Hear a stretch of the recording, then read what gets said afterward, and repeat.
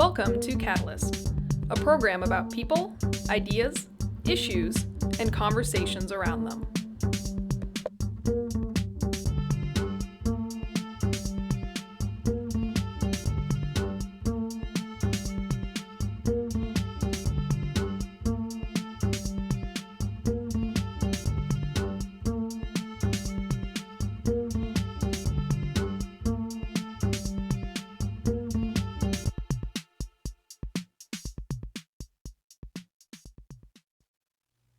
Welcome to Catalyst. I'm Doug Webster, your host of the STEM education series, A Renewed Culture of Innovation. STEM stands for science, technology, engineering, and mathematics. This series was developed to discuss key issues around stimulating interest in technology, creativity, and innovation, and to strengthen science, engineering, and technology education. Today's episode is Maker Faire, an interview with Maker Faire founder Dale Dougherty. Maker Faire is becoming one of the world's premier events that include an exhibit of arts, technology, and science. Vermont is poised to hold its first Maker Faire, referred to as the Champlain Maker Faire, at Shelburne Farms on Saturday, September 29. Dale Dougherty, founder of Maker Faire, who recently appeared on CNN's Next List and was honored at the White House as a champion of change, is our guest. Welcome to the show, Dale. Thank you, Doug. It's nice to be on. Great. Hey, can we start with what is a Maker Faire? Well, it sometimes defies description. I've often said you have to experience it. But it's a collection of makers.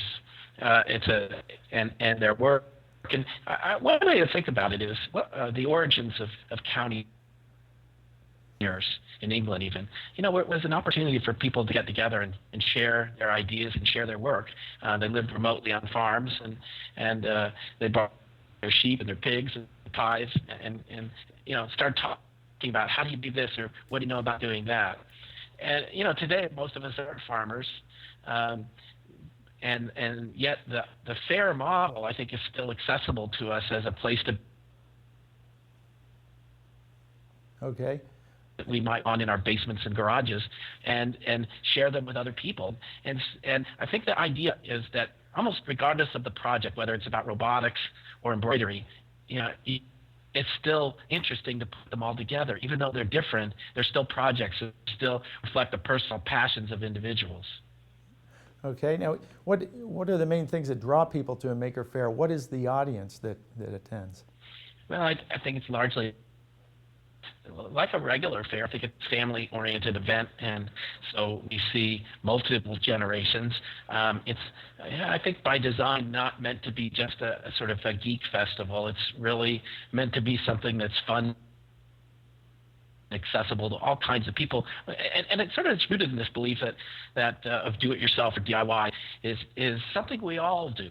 Whether it's cooking or gardening or robots or 3D printing. There's a spectrum of it in terms of complexity. We all can participate in this sort of DIY communities. Okay. Well, before we go much further, let's go ahead and see a clip. This is from a TED Talk. I believe you did this in Detroit.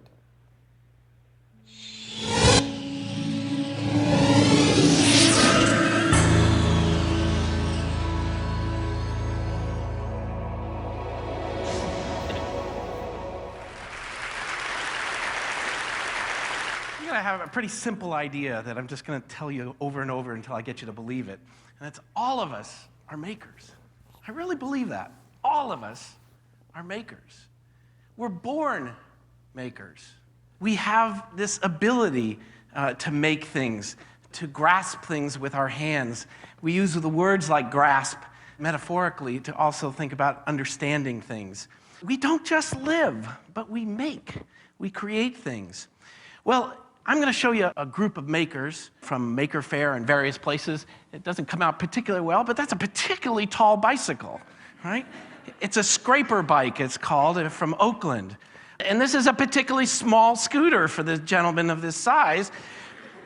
but he's trying to power it or motorize it with a drill, right?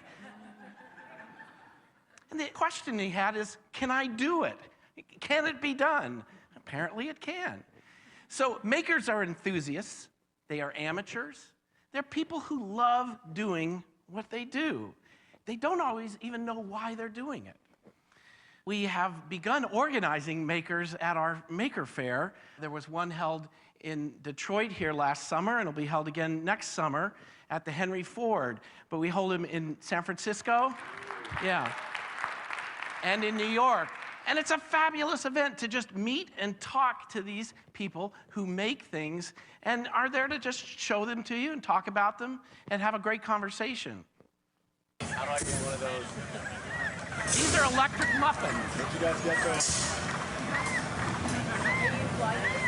So I know Ford has new electric vehicles coming out. We got there first. This is something I call swinging in the rain. And if you can barely see it, but it's a controller at top cycles the water to fall just before and after you've passed through the bottom of the ark. So imagine a kid. Am I going to get wet? Am I going to get wet? No, I didn't get wet. Am I going to get wet? Am I going to get wet? That's the experience of a kind of a clever ride. And of course, we have fashion. People are remaking things into fashion. I don't know if this is called a basket bra, but it ought to be something like that. We have art students getting together, taking old radiator parts and doing an iron pour to make something new out of it. They did that in the summer, and it was very warm. Now, this one takes a little bit to explain. You know what those are, right? Billy Bob or something kind of Billy Bass or something like that? All right. Now, the background is the guy who did this is a physicist, right? And he'll explain a little bit about what it does. I'm Richard Carter, and this is the Sashimi Tabernacle Choir. This is all computer controlled in an old Volvo.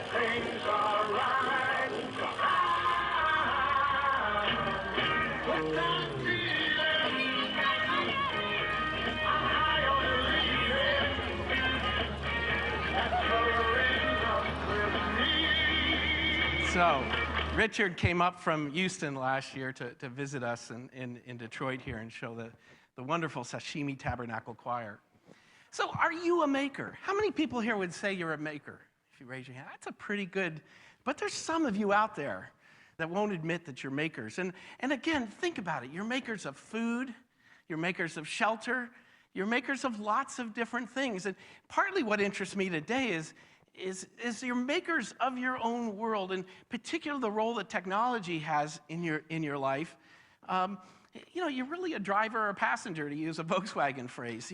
Makers are in control. That's what fascinates them. That's why they do what they do. They want to figure out how things work. They want to get access to it, and they want to control it. They want to use it to their own purpose. Makers today, to some degree, are out on the edge. They're not mainstream. They're a little bit radical. They're a bit subversive in what they do. But at one time, it was fairly commonplace to think of yourself as a maker. It was not something you'd even remark upon. And I found this old video, and I'll tell you more about it, but just...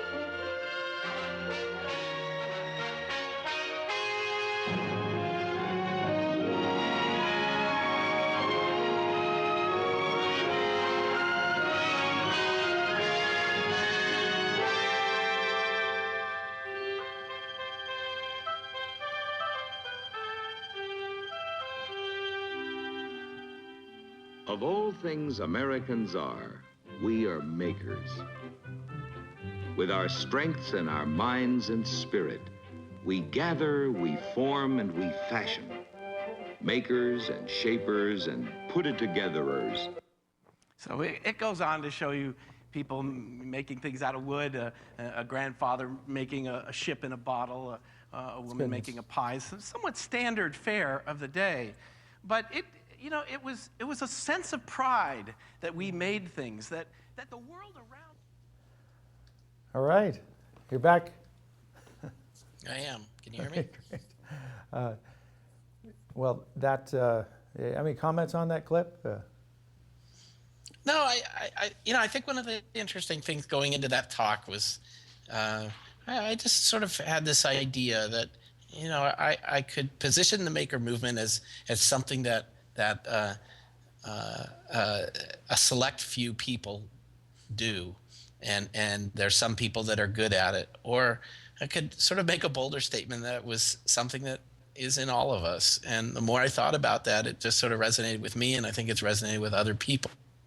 Yep. It is something we are born able to do. We can develop it or not, it's our choice, but it is not so much just about sort of being handy or simply about tinkering. I think it's also about thinking that the world around us is something we create. We create ideas, we create things. I've come across a Steve Jobs quote, and I saw it posted up in a school once, and I use it sometimes in my talks. But he said basically the world will be a much different place when you realize that everything around you was built by someone no smarter than you. And I think that's a great invitation, which he follows and says, you can change it, you can improve it, you can build things that other people use. And I that really connects to my vision of not only Maker Faire, but education. It's really encouraging people of all ages to see that this is how we participate, is to create and make things and share things, and, on a small scale or a large scale. But even in school, we sort of need to shift that attitude to, here's all the stuff that happened in the past, to here's what you get to do, here's what you can do, and more importantly, here's what needs doing. Right. Now speaking of school, what's the impact Maker Faire has on public education, or can it have on public education? Well, I think we're still early, but I think, I've been so excited by seeing how young people respond to Maker Faire that they come, they're inspired, they want to participate and make things, and to some degree they go back into the community after the event and well, where do I get to do this? Where do I go to become a maker? Where do I find access to tools and materials and expertise? And we're seeing a little bit develop in maker spaces as a term for like hacker spaces, and places like Tech Shop exist in some communities. But I think ultimately public education needs to embrace making in the way it once embraced shop class. And I think it's an opportunity to revitalize what we meant by shop class and bring it into the 21st century, but giving kids an opportunity to make and do things, to do projects inside of school, critical to developing 21st century skills and promoting creativity. Now, when it comes to STEM education, can you explain the difference between push versus pull? Yeah. Well, I think, STEM, and I'll use as a term for what a lot of the times what education thinks of content, represented as sort of textbooks. Mm-hmm. And it's like pushing that content out to kids, like this is what you have to know. And I think of making as a pull model, that kids want to do it, so they grab onto it, they pull it, they want more information, they want to know how something works. And maybe there's a place to meet in the middle, that they're getting access to some of the knowledge sets that we think are important, but they're doing it on a kind of a much more personalized fashion, in a sense on demand as they need it, and as questions arise. So John Seeley Brown will use this phrase, or had a book he co-authored called The Power of Pull, and he talked about how pull models trump push models, that when we want something, and the internet is very much constructed that way, when we want to find something, we go out and find it. Push models haven't worked that well on the internet. Yep, that's right. Now, you might have seen this question earlier. Vermont has a long history of living independently, of tinkering, developing products. I mean, I grew up in central Vermont, and rarely did we call somebody for help. We always figured our way through it. What does Maker Faire bring to the table when it comes to environments Well, like I'd Vermont? like to reverse it and say, our cultures are built on making, right? And so it is almost a rediscovery of those values and characteristics that we find in our culture. It's just as you described it in Vermont. And I almost think of sort of, it was Emerson, but you kind of associate it with New England as the idea of self-reliance, of being able to do things to take care of yourself, to be able to understand and not be overly dependent on other people. And I think Make is trying to bring, just as you saw in that video, a little bit about that older video I showed inside of the talk was about, from 1960s. And it really was kind of celebrating Americans as makers. And I think we talk about ourselves today as consumers, like where can I buy something? And I'm trying to, I guess, understand, not necessarily trying to defeat consumerism or anything as elaborate as that, but just to add the dimension back in that we can make things, we can fix things, we can repair things. We know how to do stuff. And more importantly, if we don't know how to do it, we can find other people in our community who can help us. And that's sort of the basis for like a society, the dependence on each other, but also being able to solve problems together. Yeah, exactly. Now, can you give us a short history of Maker Faire? It started in 2006, right? Right. We started in the Bay Area, yeah. And at a fairgrounds. And I wasn't sure. I just had this idea after doing. Maker Faire originates from Make Magazine, which I started in 2005, and you could think of it as popular mechanics for the 21st century. And I was just meeting such interesting people, and I thought, you don't get an opportunity to meet people like this every day. What if I brought them together? They would enjoy meeting each other, and maybe other people would care about it and enjoy it. And it turned out that worked. I had no idea if it would, but we tried it, and I think the basic idea of Maker Faire was to create a conversation, with a maker, where they had the things that they make on a table. And, it's not that different than an art fair, craft fair, science fair, but kind of bring that together and just make sure it was fun. It doesn't have to be pedantic or anything. It's just like, you want to know, where'd you get that idea? Where'd you get those materials? How hard is this to make? And again, whether you're talking about cheese making or robot building, we kind of want to know those sort of details. And here you've got an enthusiast, someone whose eyes light up, and you get to ask him questions all day long. Yeah. Now, there's Maker Faire, and then there's this buzz everywhere about maker spaces. Can you describe what maker space is? Sure. So I think it's one of the important things that's grown up out of this community, and you could think of it as a place to drop in and get access, and I mentioned earlier, tools, materials, expertise, other kinds of resources. So if you think of it one way, in the 50s, you might have said, everybody has a garage and they have their own tool shed.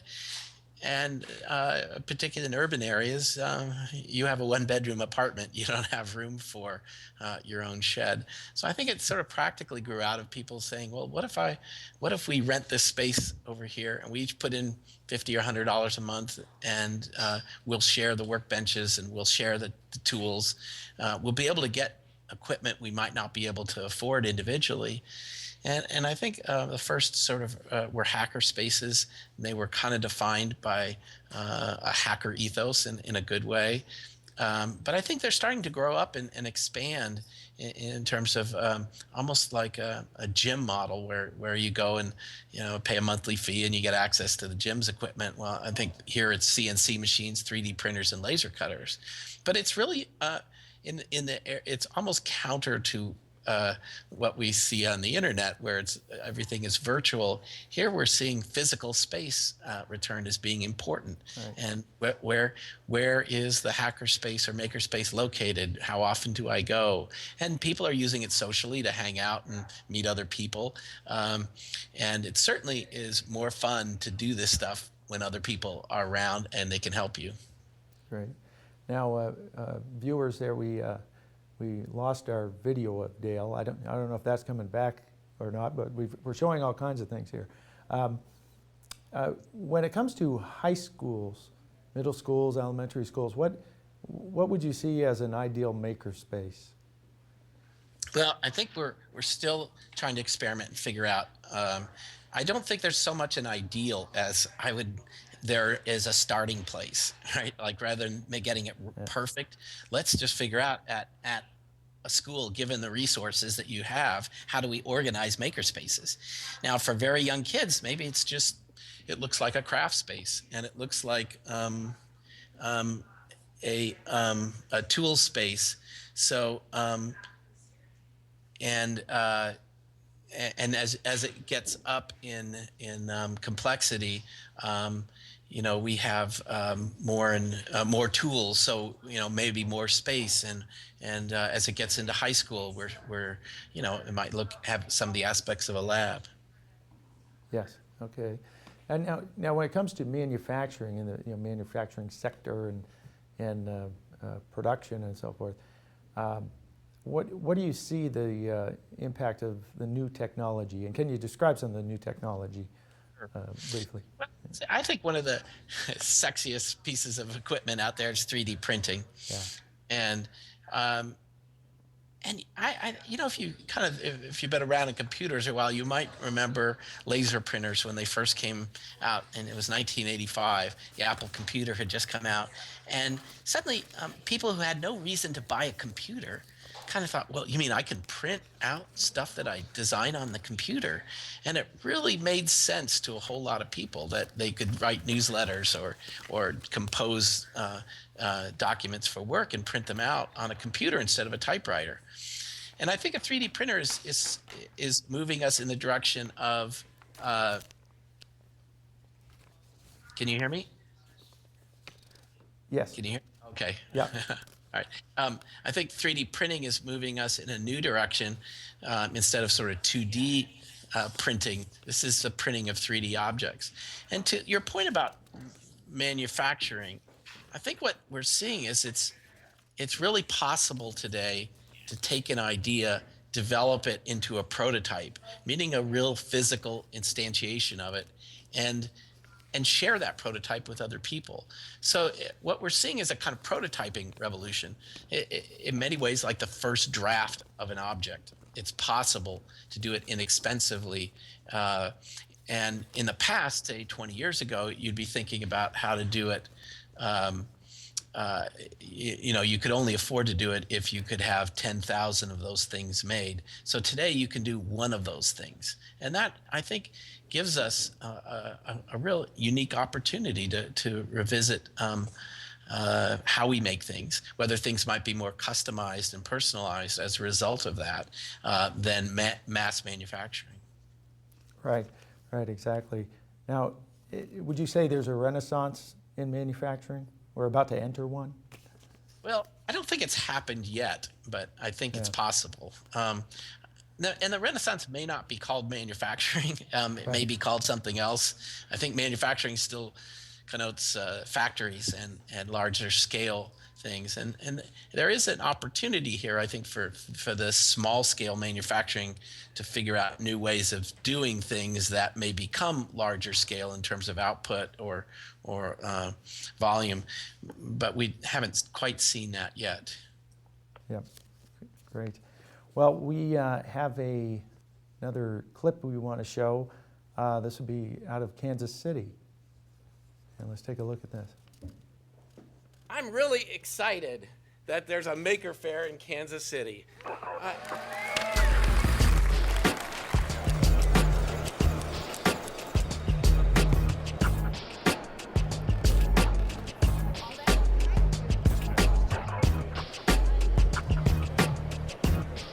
Maker Faire is a way to bring lots of different kinds of people together who do many different things.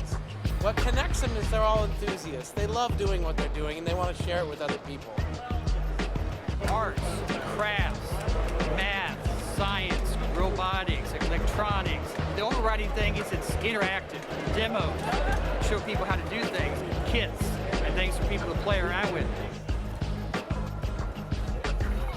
In the beginning, it was just people with sort of crazy fun projects.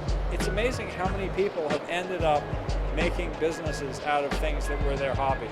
Generally, the people who are involved in this sort of stuff right now, they do it for fun, but they don't like it to be their job. And that's exactly what the guys at MakerBot Industries did. So that's why they're all heroes to us. Not because they gave us this great 3D printer, but because they took the design they were already working on for fun, the riprap, and they said, we can make this into a business. We can make this a big deal. We can democratize manufacturing. This is the Darwin OP. It's an open source humanoid research platform. I've been really doing the action figures pretty seriously for a couple years now, so that's all I do right now. It's my gig. I have some bracelets like this, and I also have like lizard type things, which have been selling really well. We make hats. I'm one of the members of the Experimental Instrument Orchestra, and we dumpster dive and make instruments out of junk that we find and whatnot.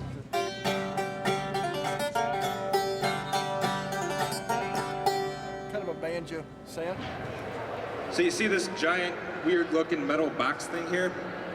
What we do with that is we grab one of you guys and we put you inside of it. So what you're looking at behind us are 2 Tesla coils. We're able to use a computer to control the electronics inside the Tesla coil to make them play music through their spark output. So the actual electricity is creating sound pressure waves that makes music and melodies. Well, we're back. Dale, we can see you again. Okay, good. What, you can. Okay. You can or can't? Yeah, we can. We can okay, see good. you. Any comments on that clip? Well, I think when you see, just see the enthusiasm of makers and why they're doing things and what they're doing. The diversity of projects is fascinating to me. And this is relatively a small maker fair in Kansas City. Well, let's say a small to medium sized one, but there's a lot of fun stuff in there. And I look at it and go, you don't see this every day. So you don't see it anywhere else but a maker fair. Right. But it's in our community. It's not a traveling circus that moves from city to city. Maker Faire has really grown in each of these cities and each of these places. Right. Well, I wish you could make it to the Champlain Maker Faire. I do too. Unfortunately, you have the World Maker Faire in New York City. Same weekend, don't we? Well, if I had helicopter access, right? Okay, we'll see what we can do. So I want to thank you for being on the show, Dale. Appreciate it. You're welcome. My guest today was Dale Dougherty, founder of Maker Faire. Dale discussed Maker Faire and why we are all makers. Now, don't miss out on Vermont's first Maker Faire, set for Saturday, September 29. It's going from 10 to 7 at Shelburne Farms Coach Barn. For tickets, go to champlainmakerfaire.com. For more information about this show, related internet links, and other shows in the series, go to retn.org and look for Maker. Thank you for joining us.